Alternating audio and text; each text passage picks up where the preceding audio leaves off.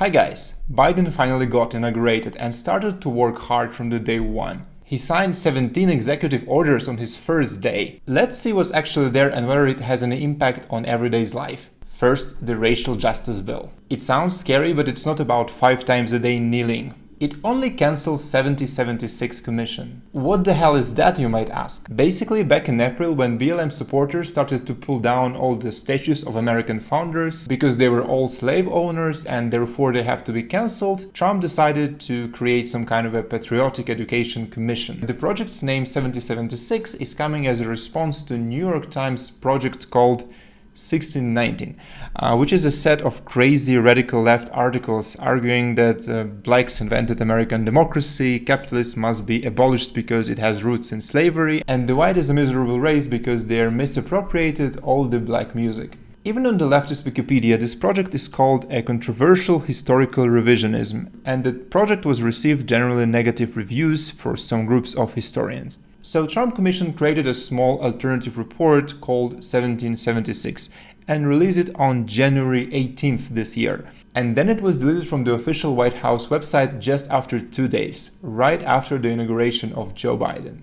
How dangerous was that report so that Biden decided to cancel it? If you think it was some kind of neo-fascist document glorifying white supremacy, you're completely wrong. Basically, it says that slavery was not really unique to the United States, which is true, praising the initial civil rights movements and people like Martin Luther King, citing him, and then they're explaining how contemporary left appropriate civil rights movements, and instead of original ideas of equal of opportunity for everyone, they're building some kind of a Marxist caste system of oppressed people, pushing their protected status and demanding equality of outcome. Basically, it's a very moderate document criticizing identity politics without much of conservative narrative. If you go on Wikipedia this time, this doc is described as pseudo-history and that the commission included no professional historian, without any explanation of what actually is wrong there. As a source of truth, they are using a single New York Times article about that issue. Basically, the opinion of the magazine which originally wrote this crazy leftist 1619 report. It's a classic fake news manipulation. Anyway, the government has very little control of what is being studied in university, and the original 7076 commission as well as the current constellation of one won't change anything. Basically, this order has zero implication in the real life. Another executive order, which I would pair with the first one, extend deferrals of deportation and work authorization for Liberians with safe haven in the United States until June 30, 2022.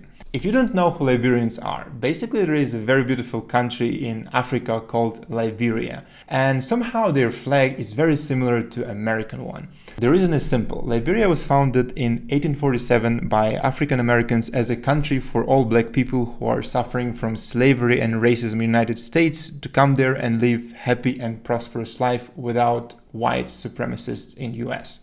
So the story is that there was a recent civil war from 1989 till 1997, and US decided to grant a temporary residence for Liberians who are fleeing from the civil war. The war ended 23 years ago, but there are still 4,000 Liberians with that kind of a status in US. And they don't want to go home for some reason. And I understand that current GDP of Liberia is $600 per capita, which is 100 times less than one in the United States. But the law clearly stated that they have a temporary status, and they had 23 years to convert their temporary status to permanent one by finding some employer who will sponsor their green card or marrying some US citizen. But they didn't. My understanding that Trump didn't manage to deport anyone on that program. So basically we have another useless executive order.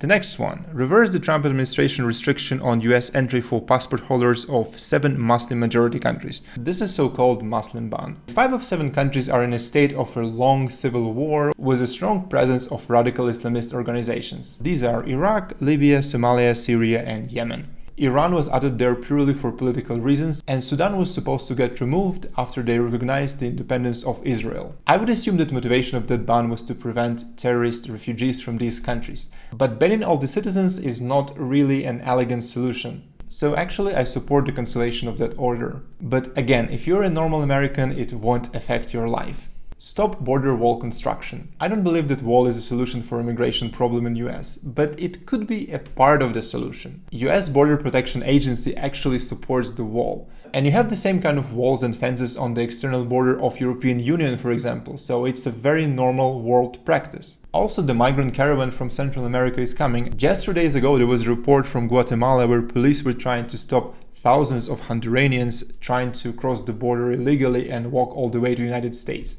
I wonder what would be the rate of unemployment in the United States after 1 year of Biden's administration if they let these guys in.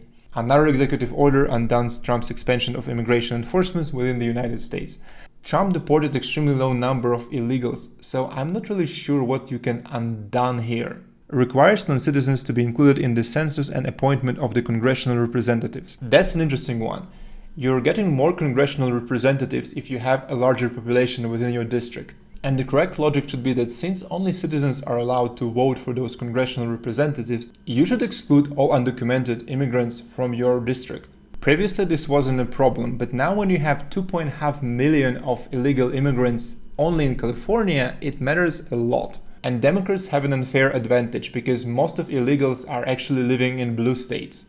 And it gives those states more incentive to accept more and more illegals. I think the Supreme Court should make a decision on that case, not Donald Trump or Joe Biden. Defend Dreamers program for undocumented young Americans. If you're an illegal immigrant and you arrived to the United States before you were 18, there is a special program which allows you to get a temporary residence and work permit, which can be renewed potentially indefinitely. However, there is no path for permanent residency or citizenship. From one side, this law gives an incentive for illegals to bring their children. From another side, it's not the child's fault that parents decided to bring him or her illegally to the United States. And this law is there from Obama era, and Trump tried to repeal it but failed. And if you look at the current Biden's executive order, the only thing it does is calls for Congress to grant permanent status and path to the citizenship to Dreamers. Clearly, Congress won't do that, which means that we have another executive order without any real impact. COVID time. Joe Biden was thinking about a global mask mandate for a long time. Now you might think that you need to wear a mask while sleeping in your own bedroom, but the reality is completely different. You're only required to wear a mask on federal properties and federal land, meaning that it won't affect your life and won't really stop COVID. So another useless order.